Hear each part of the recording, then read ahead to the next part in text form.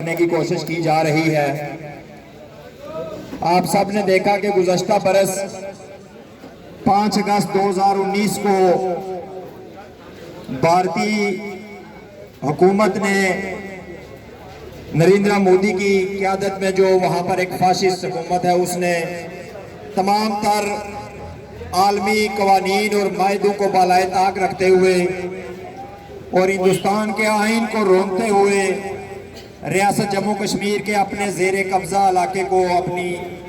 Union territory بنا کر اس کو ہندوستان میں ضم کرنے کا اعلان کیا، جس کے خلاف نہ صرف ریاست بھر میں بلکہ بیرون ریاست بھی، حتیٰ کہ اسلام آباد میں بھی اور دنیا کے بڑے بڑے ایوانوں میں یہ آواز بلند ہوئی کہ ہندوستان یک طرفہ طور پر ایسا کوئی قدم نہیں اٹھا سکتا ہے، چونکہ اس ریاست کے مستقبل کا فیصلہ ہونا ابھی باقی ہے۔ اب 1 سال گزرنے کے بعد اسلام آباد میں بیٹھی ہوئی جو فوجی حکومت ہے اور فوجی اسٹیبلشمنٹ ہے، اب اس نے بھی اس ڈیزائن کو پایہ تکمیل تک پہنچانے کے لیے ایک منصوبے کا اعلان کیا ہے، جس میں وہ اپنے زیر قبضہ علاقوں کو بتدریج پاکستان میں ضم کرنے کے منصوبے پر عمل پیرا ہونے کی کوشش کر رہا ہے۔ تو اس سے یہ بات واضح ہوتی ہے کہ ریاست جموں کشمیر پر قابض یہ دونوں ملک جو ہیں، یہ شملہ معاہدے کے بعد سے جب انہوں نے عالمی برادری کی آنکھوں میں دھول جھونکی کہ ہم یہ معاملہ جو ہے وہ آپس میں مل بیٹھ کے حل کریں گے اور اقوام متحدہ کو اس کے کردار ادا کرنے سے روکنے کی کوشش کی، تب سے لے کے آج تک یہ دونوں ملک اس کوشش میں رہے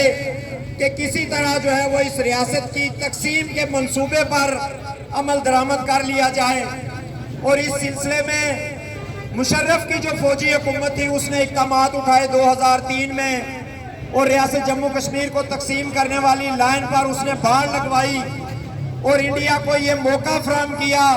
کہ وہ اپنے زیر قبضہ علاقے پر اپنا ظلم اور بربریت جو ہے وہ اس کو بڑھائے اور جبری طور پر فوجی طاقت کے بل پر وہاں پر قبضہ کر لے، تاکہ جو باقی علاقے ہیں ان پر پاکستان کا قبضہ تسلیم کیا جا سکے۔ یہ باتیں ہم آج سے نہیں بتا رہے اپنے لوگوں کو، اس ریاست کے باشندوں کو، بلکہ یہ باتیں ہم گزشتہ 73 سال سے ان لوگوں کو بتا رہے ہیں۔ آپ سب جانتے ہیں کہ جب بھی ہمارے پیش رووں نے، آزادی پسند تحریک کے بانیوں نے،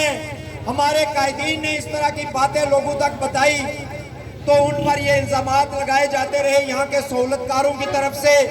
ریاست میں موجود بھارت اور پاکستان کی کٹ پتلیوں کی طرف سے،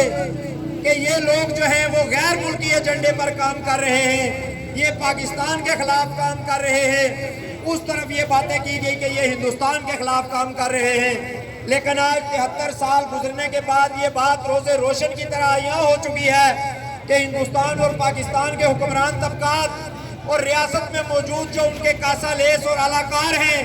جو ان کی سیاسی پارٹیوں کی ایکسٹینشنز ہیں ریاست جموں کشمیر کے اندر، جو پاکستان اور بھارت کی سیاسی جماعتوں کی فرنچائزز کھلی ہوئی ہیں یہاں پر ریاست کے اندر، وہ سارے بھی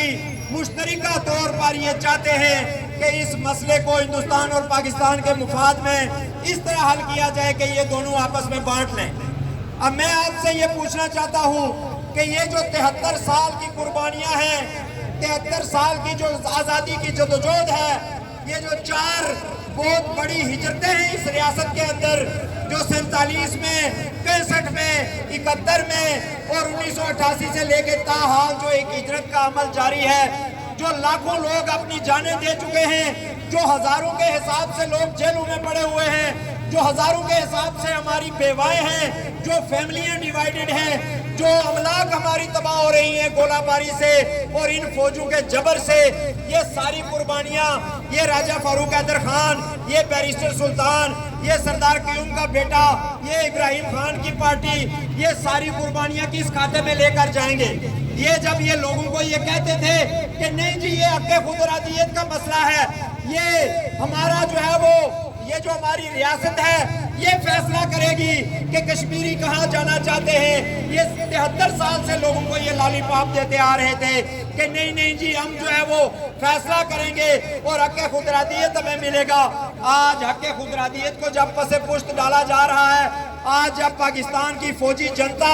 اس حق خودارادیت کو اور ہمارے آزادی کے حق کو اپنے بوٹو تلے روند رہی ہے، تو آج نہ راجہ فاروق حیدر کی آواز آتی ہے، نہ یہ 40 چوروں کے لیڈر بیرسٹر سلطان کی آواز آتی ہے، نہ کسی اور جو ہے وہ ریاستی تشخص کے علمبردار کی آواز آتی ہے۔ آج سب اپنے اپنے بلوں میں گھسے ہوئے ہیں، حالات کا انتظار کر رہے ہیں، دیکھ رہے ہیں کہ فوجی جنتا کس کو ٹکڑے ڈالے گی، کس کی طرف جو ہے وہ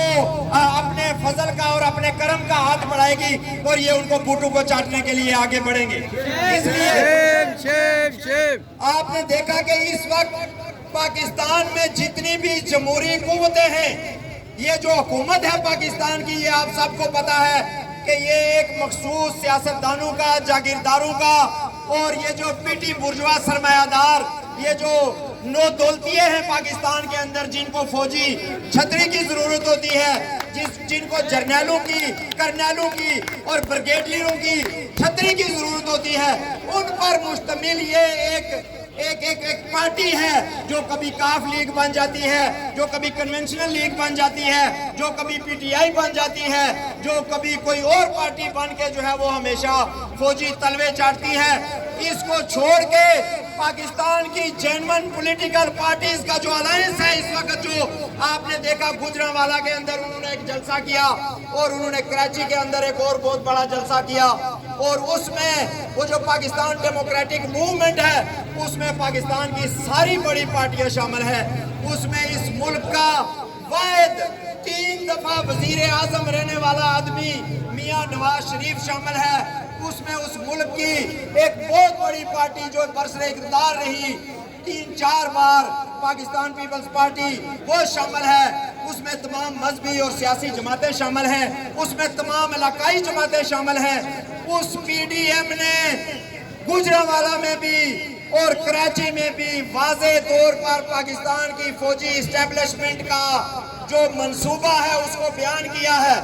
اب کوئی یہ نہیں کہہ سکتا، کوئی یہاں ان کا سہولت کار، یہاں فوجوں کے تلوے چاٹنے والا یہ نہیں کہہ سکتا ہے کہ یہ نیشنلسٹ جو ہیں یہ ایسے ہی باتیں کر رہے ہیں اور یہ جو ہے یہ پاکستان کے خلاف تقریریں کرتے ہیں۔ مولانا فضل الرحمان جو پاکستان ڈیموکریٹک موومنٹ کے سربراہ ہیں، جو اتنی بڑی موومنٹ ہے پورے پاکستان کی سیاسی موومنٹ، انہوں نے واضح طور پر پاکستان کی فوجی جنتا کا ایجنڈا جو ہے وہ بیان کیا ہے۔ انہوں نے واضح طور پر میاں نواز شریف سے زیادہ معتبر آدمی پاکستان کے ایوانوں میں کون ہو سکتا ہے، جو 3 دفعہ وزیر اعظم رہ چکا ہے، جو اقتدار کی راہداریوں کی الف بے سے لے کے زیڈ تک جانتا ہے، وہ یہ کہہ رہا ہے کہ یہ جو پاکستان کے فوجی جرنیل ہیں یہ پاکستان کے دشمن ہیں، یہ عوام کے دشمن ہیں، یہ اس ملک کے دشمن ہیں، یہ ریاست جموں کشمیر کا سودا لگا چکے ہیں۔ یہ اس سٹیج سے ہر لیڈر نے یہ کہا ہے کہ پاکستان کی فوجی جنتا موجی کے ساتھ مل کر، عمران خان مودی کے ساتھ مل کر آزاد کے اس کا ریاست جموں کشمیر کا سودا لگا چکے ہیں اور یہ کشمیریوں سے غداری کے مرتکب ہو رہے ہیں۔ بالکل اسی طرح جس طرح انہوں نے بنگالیوں سے غداری کی، جس طرح انہوں نے فاطمہ جناح سے غداری کی، جس طرح انہوں نے محمد علی جناح سے غداری کی، جس طرح انہوں نے افغانوں سے غداری کی، جس طرح انہوں نے سکھوں سے غداری کی، جس طرح یہ ہماری تحریک کی پیٹھ میں مسلسل چھرا گھومتے آئے، آج یہ ان کے چہرے بالکل واضح ہو چکے ہیں اور یہ فوجی جرنیل ہمیں یہ کہتے ہیں، کشمیریوں کو یہ بتاتے ہیں، سیاستدانوں کو اکٹھا کر کے بند کمروں میں یہ بتاتے ہیں کہ ان کا باپ، ان کا والد جو چائنا ہے، آج کل انہوں نے اپنی ولدیت بھی تبدیل کر لی ہے، پہلے ان کا باپ امریکہ ہوتا تھا۔ جرنیلوں کا اور پاکستان کی فوج کے ابو جو تھے وہ امریکہ میں رہتے تھے، آج کل جو ہے وہ بیجنگ میں رہتے ہیں۔ تو وہ کہہ رہے ہیں کہ ابو کا حکم ہے کہ جی ہمیں جو ہے وہ سی پیک کے لیے یہ چاہیے اور وہ چاہیے۔ اب تمہارے ابو کے علاج کے لیے، ان کے کاروبار کے لیے ریاست جموں کشمیر کے لوگ جو ہے وہ اپنی تاریخی ریاست کو تقسیم کر دیں گے، یہ کہاں کا انصاف اور کہاں کی منطق ہے؟ اس لیے میں یہ کہنا چاہتا ہوں آزاد کشمیر کے لوگوں سے کہ یہ جو اگر آپ نے یہ توقع رکھی ہوئی ہے کہ راجہ فاروق صاحب کبھی کبھی جب نشہ اترتا ہے تو کوئی بڑک مار دیتے ہیں، تو جو آپ سوچیں گے کہ وہ روکیں گے، تو انہوں نے ہوش کی حالت میں یہ پیغام دیا ہوا ہے کہ میں نے پاکستان کی وفاداری کا اور فوج کی وفاداری کا حلف اٹھایا ہوا ہے، میں نہیں بول سکتا ہوں، آپ بولیں۔ انہوں نے یہ آپ کو بتا دیا ہے۔ باقی جو لیڈرشپ ہے اس نے بھی آپ اس کے سامنے ہیں، ان کا کوئی کردار نہیں ہے اس کے اندر۔ اگر لوگ یہ سوچیں، اگر یہ برادریاں اور قبیلے جن میں بانٹ کے انہوں نے لوگوں کو رکھا ہوا ہے، وہ یہ سوچتے ہیں کہ ان کی برادری کا کوئی گڑپینچ یا ان کی برادری کی پارٹی کا کوئی لیڈر جو ہے وہ اٹھ کے تقسیم کشمیر کو رکوائے گا یا اسلام آباد کے حکمرانوں کے سامنے آواز بلند کرے گا، تو واللہ میں آپ سے یہ کہتا ہوں، ان کی زبان میں اتنی طاقت نہیں، اتنی ہمت نہیں ہے، اتنی جرأت نہیں ہے کہ یہ کسی کو نہ کر سکیں، یہ ان کے آگے بول سکیں۔ اس لیے یہ آپ کا کام ہے ان سے توقع رکھنا، ان سہولت کاروں سے کوئی توقع رکھنا کہ یہ رکوائیں گے، اس سے بڑی بیوقوفی کوئی نہیں ہو سکتی ہے۔ یہ اگر کچھ کر رہے ہوتے تو 1947 میں جب انہوں نے کہا تھا کہ یہ ایک آزاد نمائندہ جمہوری حکومت جو ہے وہ اس کو ہم قائم کر رہے ہیں اور یہ باقی ریاست کی آزادی کی لڑائی لڑے گی، لیکن 73 سالوں میں یہ ایک گولے سے بچنے کے لیے کوئی بنکر نہیں دے سکے ہیں، یہ کوئی جو ہے وہ ایمبولنس نہیں وہاں پر دے سکتے ہیں، یہ کوئی ایمرجنسی ٹراما سینٹر یہاں پہ نہیں بنا سکے ہیں۔ آئے روز گولے پڑتے ہیں، آپ میں سے ہر کوئی اس حقیقت سے پوری طرح آگاہ ہے کہ ہمارے بچوں کی جو محنت مزدوری سے بنائے ہوئے کروڑوں روپے کے مکانات ہیں وہ کس طرح بے دردی سے جو ہے وہ اس پار اور اس پار تباہ کیے جا رہے ہیں، لیکن ہمارے حکمران یہاں آزاد کشمیر کے ٹس سے مس نہیں ہوتے ہیں۔ یہ سمجھتے ہیں کہ ایک مکان تباہ ہو گیا تو 50,000 روپیہ دے کے جو ہے یہ آپ کو مطمئن کر لیں گے۔ تو اس لیے میرے دوستوں، بھائیوں اور کشمیریوں، اس ریاست کی آزادی کی جدوجہد اور آپ کے بہنوں بھائیوں کی قربانیاں جو ہیں، اس کو بچانے کے لیے یہ ضروری ہے کہ آپ باہر نکلیں۔ ہم گزشتہ 1 سال سے اس ریاست کے لوگوں کو یہ کہہ رہے ہیں کہ ہمارے پاس اس کے علاوہ اور کوئی راستہ نہیں ہے، ہم نہتے لوگ ہیں، ہمارے پاس نہ کوئی اپنی فوج ہے، نہ کوئی اپنا جو ہے وہ ڈیفنس ہے، ہمارے پاس کشمیر ہمارا چھوڑ دو، کشمیر ہمارا چھوڑ دو، یہ جو گولہ باری ہے، یہ جو دہشت گردی ہے، اس کے پیچھے ورزی ہے۔ میں یہ کہہ رہا تھا گولہ باری ہے کہ ہم 1 سال سے یہ کہہ رہے ہیں، گزشتہ سال جب ہم نے وہاں پر دھرنا دیا چکوٹھی کے مقام پر، تو ہم نے اس وقت سے لے کے ابھی بھی ہم لوگوں کو یہ بتا رہے ہیں، لوگ پوچھتے ہیں، نوجوان پوچھتے ہیں کہ کیا کریں گے اور کیسے ہوگا، لیکن یہ پوچھنے کا معاملہ نہیں ہے۔ اس ریاست کے اس حصے کے جتنے بھی گلی محلے، چوک چوراہے، سڑکیں، شہر، گاؤں ہیں، وہاں پر آپ کو نکلنا ہے، پرامن طور پر نکلنا ہے۔ ہم آپ سے یہ مطالبہ نہیں کر رہے کہ آپ جو ہے وہ اسلحہ لے کر باہر نکلیں، آپ کسی پہ حملہ کریں، آپ جو ہے وہ فوجوں پہ چڑھ دوڑیں، ہم آپ سے یہ مطالبہ نہیں کر رہے۔ ہم آپ کو بہت ہی آسان طریقہ بتا رہے ہیں۔ آزادی حاصل کرنے کے لیے آپ کو چوکوں چوراہوں پہ نکلنا ہے، آپ کو بڑی تعداد میں سڑکوں پہ نکلنا ہے اور آپ نے ایک واضح پیغام دینا ہے عالمی برادری کو۔ عالمی برادری آپ کی مدد اسی وقت کرے گی جب یہاں سے ایک واضح پیغام جائے گا۔ آپ کو پتا ہے کہ گزشتہ سال ہم کیا چاہتے؟ آزادی۔ ہم کیا چاہتے؟ آزادی۔ ہم کیا چاہتے؟ گزشتہ سال امریکہ کے صدر نے 2 مرتبہ یہ کہا کہ کشمیر کے اندر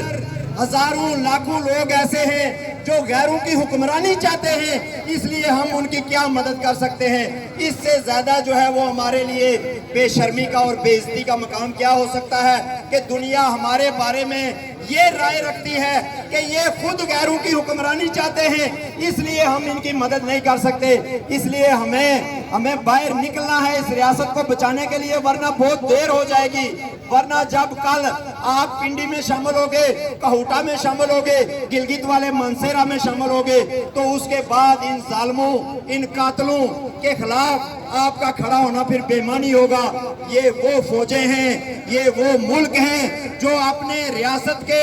آئینی اور قانونی جغرافیے کے اندر بھی جنگیں لڑتے ہیں، جو اپنے لوگوں پر ٹینک چلاتے ہیں، جو اپنے لوگوں پر گولہ باری کرتے ہیں۔ آپ نے سنا کراچی کے جلسے میں بلوچستان کے نمائندے کیا کہہ رہے تھے، آپ نے سنا کراچی کے جلسے میں